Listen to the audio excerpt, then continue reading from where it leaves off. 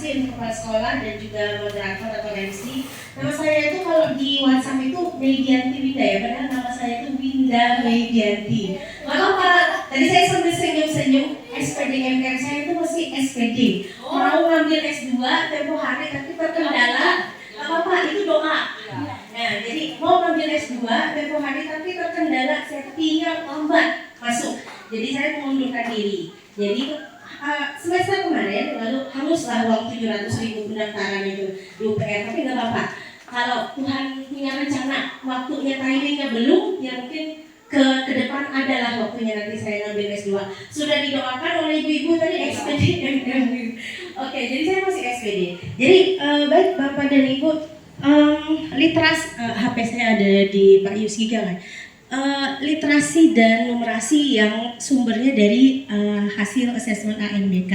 Saya punya microsite sekolah binaan, Ibu Haina punya linknya. Di situ ada rekomendasi saya untuk sekolah yang perlu meningkatkan capaian rapot pendidikannya, khususnya di literasi dan numerasi. Ada tuh modul-modul pelatihan mandirinya. Silakan nanti boleh juga saya share mungkin ke nomor WA Ibu Ari link microsite-nya. Di situ di dalam coba deh sambil sekarang aja kalau Bapak dan Ibu penasaran, lihat di ruang guru dan tenaga kependidikan, rumah pendidikan. Dulu kan namanya PMM, sekarang kita belajar move on, namanya sekarang RGTK, ruang guru dan tenaga kependidikan. Di situ ada modul literasi dan numerasi. Oleh karena itu saya mengajak Bapak dan Ibu, yuk perkuat. Sebelum kita mengajar mereka literasi dan numerasi, kita juga perlu belajar seperti yang tadi sudah disampaikan. Ada modul-modul literasi itu siapa yang saat ini sedang membuka rumah pendidikan atau ruang guru pelatihan mandiri. Di situ ada literasi tahap dasar, literasi tahap mahir, literasi tahap lanjut, numerasi, dan ketika Bapak dan Ibu membuka top modul itu, di situ ada videonya singkat, nggak lama-lama, mungkin sambil cuci piring gitu, sambil lipat baju, putar videonya sambil dengarkan.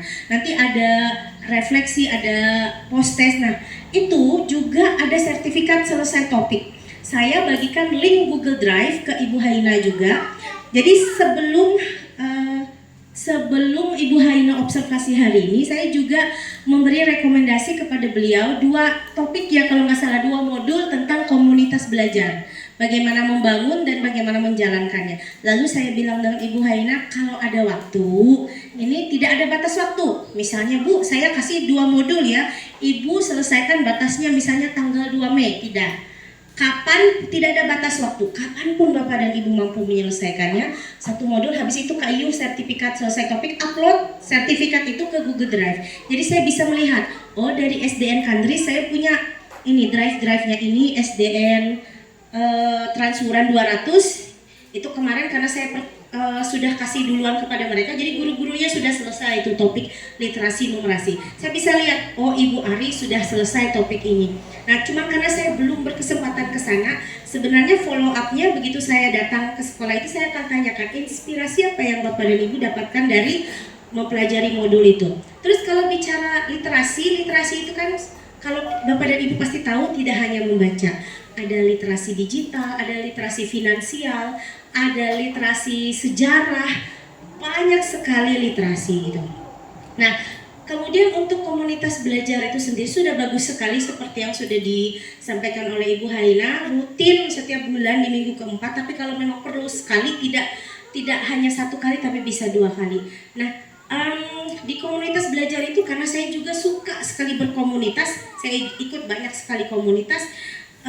Itu ada, kalau tidak salah ada 3 ide utama, terus ada apa lagi karena di HP saya jadi saya tidak bisa menyebutkannya. Jadi pertanyaan yang pertama itu seperti Ibu tadi, Ibu siapa tadi namanya Bu? Ibu Iin tadi memulai dengan memberi kita semua pertanyaan pemantik. Apa tadi pertanyaannya Bu? Apa yang kita berikan kepada murid? Nah, kalau di Kombel itu pertanyaan pertama, apa yang kita mau murid pelajari? Kemudian apa yang mau kita, karena ada di HP saya jadi saya susah mengingatnya. Apa yang kita mau murid pelajari? Lalu dengan cara apa kita bisa tahu murid sudah mempelajari itu? Gitu. Kemudian yang disampaikan oleh Ibu Haina terkait literasi numerasi, lingkungan fisik kayak teks yang Ibu bilang tadi, seperti ada tempelan, ada tulisan, lingkungan fisik. Jadi kita memang perlu menciptakan lingkungan fisik kayak literasi, kayak numerasi. Seperti pembiasaan membaca itu bagus, tapi kalau muridnya misalnya masih belum lancar membaca, jadi di modul pelatihan itu ada, kita perlu assess dulu. Assessment itu pertama dia sudah bisa mengenal huruf kah, kemudian ketika dia membaca satu kalimat yang terdiri misalnya dari 4 kata, dia membacanya dengan lancar atau masih terbata-bata. Ada, pokoknya semua ada modul pelatihannya. Jadi namanya itu tes membaca awal. Jadi ada semua modul pelatihannya. Kemudian lagi bagaimana supaya kita bisa menumbuhkan rasa cinta akan literasi dan numerasi. Saya 2 kali ikut Semarak Tahun Ajaran Baru bersama mitra.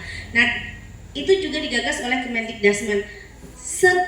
Nah itu nanti di awal tahun ajaran baru ada lagi webinarnya. Kalau Bapak dan Ibu ikuti itu, mereka mengundang mitra-mitra dari Canva, dari Guru Binar, dari Revo. Mereka memberikan inspirasi bagaimana caranya menumbuhkan rasa cinta murid terhadap literasi dan numerasi. Dari hal-hal kecil seperti yang Ibu sampaikan tadi, saya nggak pernah mengukur apa tadi, apa yang dibilang, mengukur debit air. Nah, mungkin itu diajarkan di kelas berapa, Bu? Kelas 6 ya. Nah, tadi Ibu juga bertanya tentang pembelajaran mendalam ya kan, Bu? Sistematika membuat modul ajar pembelajaran mendalam. Linknya tadi saya berikan ke Ibu Haina, tapi yang saya berikan itu adalah link microsite SMP. Karena saya dulu kan juga memegang Kombel SMP. Di situ kebetulan saya juga ikut fasil pembelajaran mendalam tahun kemarin, tapi jenjang SMP. Tapi nggak apa-apa, sama aja. Materinya sama, SD, SMP, SMA. Jadi di pembelajaran mendalam itu kan pengalaman belajarnya itu ada 3. Prinsipnya ada 3. Pengalaman belajarnya yaitu memahami, mengaplikasi, dan merefleksi. Kemudian prinsipnya adalah menyenangkan, salah satunya tadi sudah disampaikan. Kalau belajar literasi, belajar numerasi, supaya mereka mau belajar, diajak main game misalnya.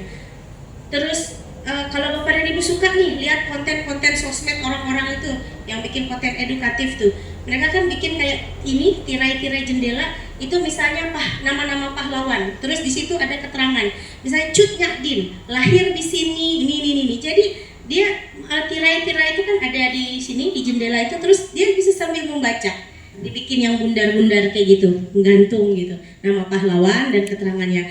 Bisa jadi juga nanti Bapak dan Ibu sisipkan literasi numerasinya. Kalau kita lihat soal TKA kemarin itu ya, itu kan kalau di Bloom taksonomi itu kan lumayan tinggi levelnya. Tidak hanya pada C1 memahami, tapi dia sudah menganalisa, dia berpikir bernalar kritis. Bagaimana ya caranya kita memancing murid untuk bisa bernalar kritis? Misalnya, contoh saja sederhana, Bapak dan Ibu lebih hebat lagi mengembangkannya. Anak-anak dikasih jajan misalnya 5.000. Kalau anak-anak beli misalnya Yupi 2.000, terus beli wafer coklat 1.000, berapa ya sisa uangmu? Misalnya, pokoknya kaitkan dengan konteks mereka di kehidupan sehari-hari. Kalau dengan pembelajaran mendalam, tidak wajib Bapak Ibu habiskan satu buku itu. Karena kalau habis buku tapi mereka nggak tahu apa-apa, seperti bilang nanti dia lupa lagi, karena belajarnya masih dangkal, masih surface learning, masih di muka-muka aja. Memang pembelajaran dangkal itu perlu, dia nggak akan bisa masuk mendalam kalau nggak ada dangkalnya, kalau nggak ada yang di awal, perlu gitu ya. Jadi kalau Bapak dan Ibu mau mengajar, contohnya misalnya tadi perkalian, pembagian, saya juga struggle, saya juga berjuang Bapak Ibu. Saya punya anak di kelas 2 itu ngajar perkalian ya lumayan luar biasa juga ngajarinnya gitu, sampai kalau lagi sudah gerigitan hanyu utik tuh leletnya memang gak susah sekali itu menghafal perkalian. Jadi tadi juga ada strategi yang disampaikan oleh Pak Yusdika, misalnya tadi jarimatika dan segala macam. Kita temukan hacknya, cara menghack yang sulit itu supaya jadi mudah gitu. itulah tadi. Jadi saya titip link microsite-nya kalau untuk ibu yang mau tahu sistematika RPP mendalam, linknya ada di microsite SMP di situ, atau saya minta nomor ibu deh, biar saya langsung kirim aja ke ibu nomor WA-nya. Nah, biar ibu bisa melihat RPP atau sudah masuk pembelajaran mendalam di situ, ininya drive-nya ada sistematika RPP atau modul ajar. Itu referensinya dari fasilitator nasional Pak Nanang dari BGTK Kalimantan Tengah. Jadi nggak sembarangan juga ambil gitu ya. Kalau di internet sih banyak juga, apalagi orang kalau kita misalnya malas, orang menawarkan, ayo beli ini satu paket modul aja harga sekian. Tapi kita nggak tahu, gitu kan, nggak tahu bikinnya seperti apa, murid kita seperti apa di kelas. Nah, silakan dilihat di situ ada capaian pembelajaran dulu, CP. Bapak dan Ibu harus punya CP yang terbaru. Karena kita ganti-ganti menteri ini capek juga ya Bapak dan Ibu. CP yang lama itu sekarang udah ganti baru lagi. Saya juga capek sebenarnya, benar. Habis dari CP itu kan turun lagi ke TP, tujuan pembelajaran. Habis itu CP, TP, ATP. Habis itu kalau dulu itu kan namanya apa? Profil pelajar Pancasila. Sekarang mereka ganti lagi jadi 8 dimensi profil lulusan. Ada 8. Saya nggak hafal ya, pokoknya 8 DPL. Nah, kalau Bapak dan Ibu mau menyisipkannya ke dalam modul ajar, apakah asal tulis? Saya ketika saya ngajar matematika perkalian pembagian, saya ambil DPL-nya dari 8 itu adalah komunikasi. Bagaimana cara Bapak dan Ibu mengukur bahwa satu dimensi itu tercapai? Ada rubriknya, baru aja mereka bikin. Bapak dan Ibu, mereka tuh kayak, kalau kita lihat mereka tuh kayak memang coba-coba banget. Lempar ininya, pendekatannya, nanti mereka nyusun rubriknya. Waktu kami pelatihan itu juga kami bertanya-tanya dengan fasilitator nasionalnya. Gimana caranya kami tahu kalau anak-anak itu sudah muncul komunikasinya sudah? Belum ada rubriknya waktu itu. Kebayang nggak Bapak dan Ibu, mereka yang di atas tuh lempar ke sini, nanti kita susun ininya ya biar mereka pelajari yang sana dulu. Habis itu baru muncul rubriknya. Nah sudah ada rubriknya itu Bapak dan Ibu. Nah ini mereka bikin lagi yang terbaru, sekolah model. Jadi ada sekolah model pembelajaran mendalam. Lalu ada levelnya lagi. Misalnya di sekolah ini level 1 dalam menerapkan pembelajaran mendalam. Dilihat dari mana? Dilihat dari indikator memuliakan.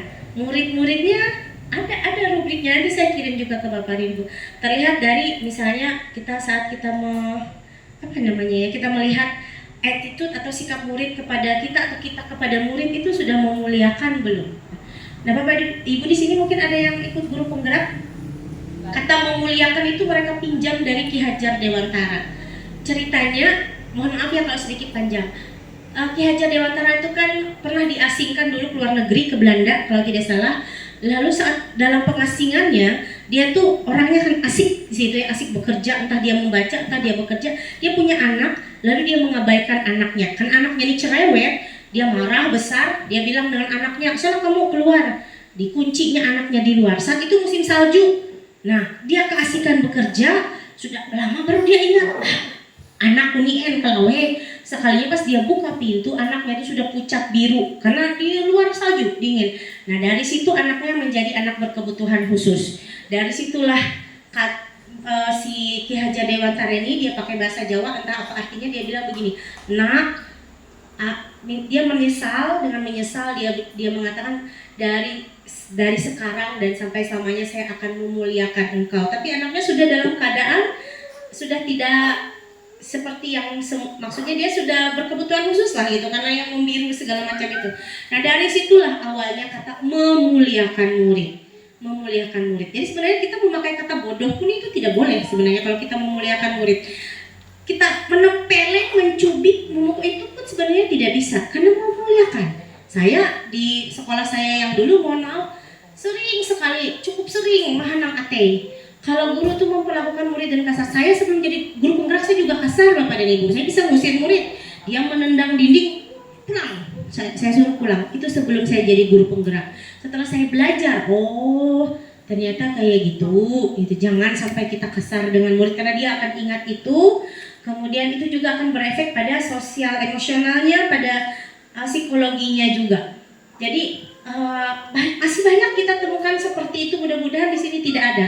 Makanya oleh karena itu yang menteri yang sekarang ini menciptakan apa namanya sekolah, budaya sekolah aman dan nyaman gitu. Karena bullying itu tidak hanya murid dengan murid, guru juga bisa.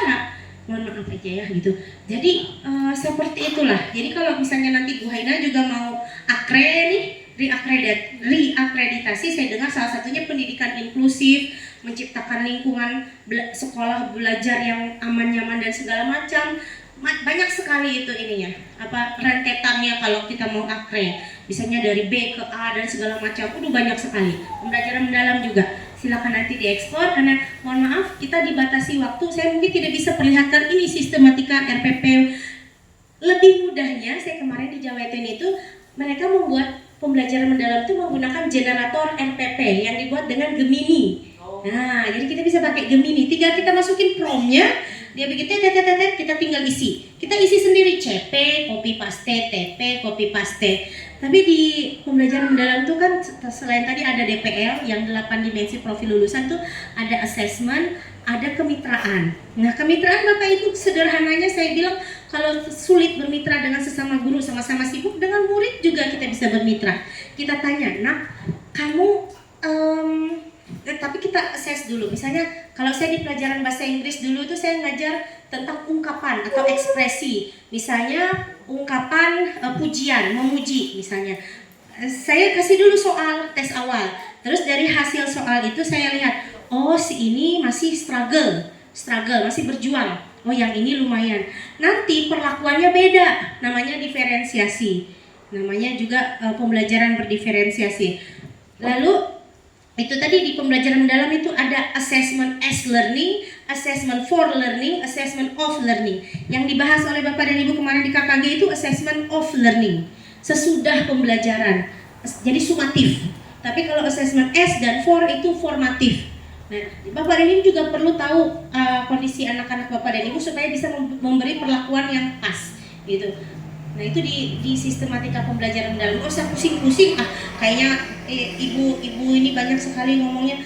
Sebelumnya juga saya ini dulu menyampaikan bahwa saya di sini juga tidak yang paling tahu. Saya adalah guru yang ditugaskan sebagai pendamping satuan pendidikan. Nama lamanya tuh pengawas, nama barunya pendamping. Saya mendampingi Bapak dan Ibu. Saya tidak punya kelas lagi, tapi kalau saya nanti rindu mengajar, mungkin saya juga bisa request, saya mau masuk ikut ibu ini ngajar bahasa Inggris. Kebetulan saya juga fasil pengembangan kompetensi guru SD mengajar bahasa Inggris kebetulan. Nah nanti khususnya di Kalimantan Tengah nih 2027 tahun akan datang bahasa Inggris tuh menjadi mata pelajaran wajib dimulai dari kelas 3. Nah dimulai dari kelas 3, oleh karena itu nanti akan dilatih guru-guru non mapel. Kalau ibu kan basicnya bahasa Inggris ya, nggak dilatih itu. Ini khusus yang non mapel, yang bukan guru bahasa Inggris. Dilatih apa? Dilatih ngajar bahasa Inggris gitu. Karena katanya ada berapa sekolah itu nggak punya guru bahasa Inggris, tapi tahun depan sudah wajib dari kelas 3. Kita sama-sama berjuang ya, kita sama-sama belajar. Panjang lebar dari saya, pokoknya kita dibatasi waktu. Next time kita ketemu lagi. Kombel itu seperti ini, santai aja. Kadang-kadang saya kalau ikut belajar sama KKG, K3S, saya kan gak enak ya. Kita yuk ice breaking gitu. Orang kan sudah tua-tua gitu. Tapi kalau dan Bapak Ibu kan saya santai, karena sekolah binaan saya juga. Yuk kita ice breaking yuk ya. Seperti itulah Kombel. Suasananya ceria, tidak tegang, tidak serius, tidak melulu mendengar orang ceramah satu arah gitu. Tapi kita bisa berinteraksi. Oke, sekian dari saya. Mohon maaf kalau ada salah kata dan perbuatannya. Saya cukupkan. Terima kasih.